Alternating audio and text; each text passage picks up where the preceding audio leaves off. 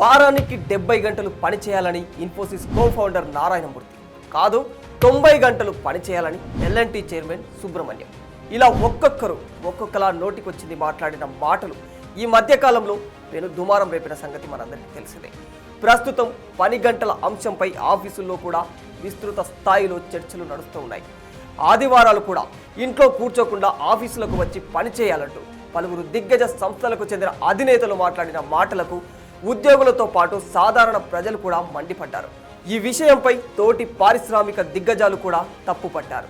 ఇన్ఫోసిస్ వ్యవస్థాపకులు నారాయణమూర్తి, ఎల్&టీ చైర్మన్ సుబ్రహ్మణ్యన్ పని గంటలపై మాట్లాడిన మాటలను తప్పుపడుతూ ఈ విషయంపై మహీంద్రా గ్రూప్ చైర్మన్ ఆనంద్ మహీంద్రా ఘాటుగా స్పందించారు. పని గంటల కన్నా పని నాణ్యత, ఉత్పాదకత ముఖ్యమని ఆయన చెప్పారు. మరో పారిశ్రామిక దిగ్గజం హర్ష గోయంకా కూడా పని గంటలు విజయానికి సూచిక కాదని చెప్పారు. Bajaj auto managing director Rajiv Bajaj కూడా ఈ విషయంపై మాట్లాడుతూ పని గంటలు ముందు పై స్థాయి నుంచి అమలు చేయాలని మండిపడ్డారు. ఎంతసేపు పని చేశామన్నది కాదు, నాణ్యత ఎంత బాగుందన్నదే ముఖ్యమని ఆయన చెప్పారు. అయితే రోజుకు 8 గంటల కంటే ఎక్కువసేపు పని చేస్తే ఏం జరుగుతుంది? దీనిపై నిపుణులు ఏం చెబుతున్నారు? తాజాగా భారత ఆర్థిక సర్వే దీనికి సంబంధించి కీలక వివరాలను బయలుపెట్టింది. వారానికి 60 గంటలకు పైగా పనిచేస్తే ఆరోగ్య సమస్యలు వచ్చే అవకాశం ఉందని ఎకనామిక్ సర్వే హెచ్చరిస్తోంది.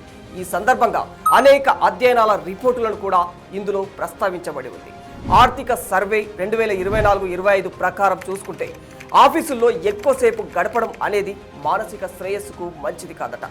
రోజుకు 12 గంటలు లేదా అంతకంటే ఎక్కువ గంటలు పనిచేసేవారు ఎక్కువ బాధను అనుభవిస్తూ ఉంటారట. వారంలో ఎక్కువ పని గంటలు చేస్తే అది వాళ్ళ ఆరోగ్యానికి హానికరంగా మారుతుంది. ప్రపంచ ఆరోగ్య సంస్థ WHO, అంతర్జాతీయ కార్మిక సంస్థ ILO అధ్యయనాల రిపోర్టులకు కూడా ఇదే విషయాన్ని చెబుతూ ఉన్నాయి.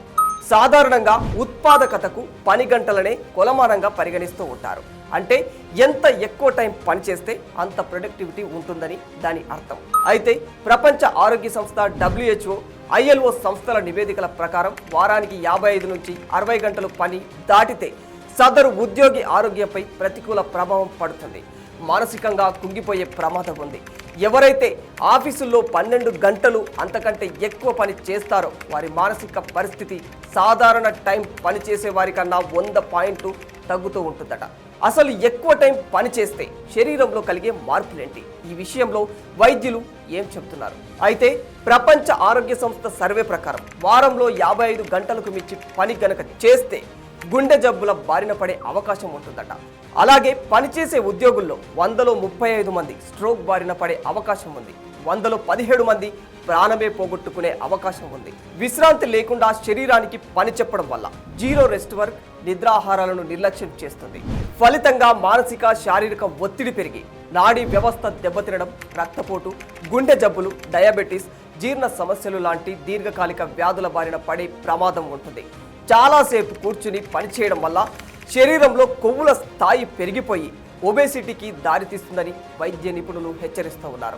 ఇక పని గంటలపై పరిమితులు విధించడం ఆర్థిక వృద్ధికి అవాంతరాన్ని కలిగించవచ్చని భారత ఆర్థిక సర్వే చెబుతుంది. అలాగే కార్మికుల సంపాదన సామర్థ్యాన్ని కూడా ఇది దెబ్బతీస్తున్నట్లు తెలిపింది.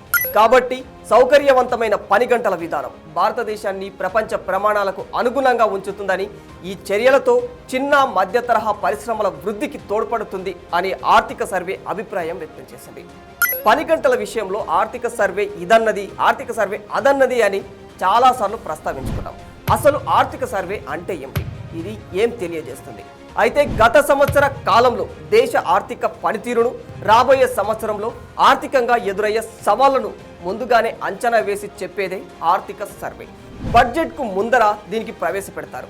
ఆర్థిక మంత్రిత్వ శాఖకు చెందిన ఎకనామిక్ అఫైర్స్ డిపార్ట్మెంట్లోని ఎకనామిక్ డివిజన్ ఈ సర్వేను రూపొందిస్తూ ఉంటుంది.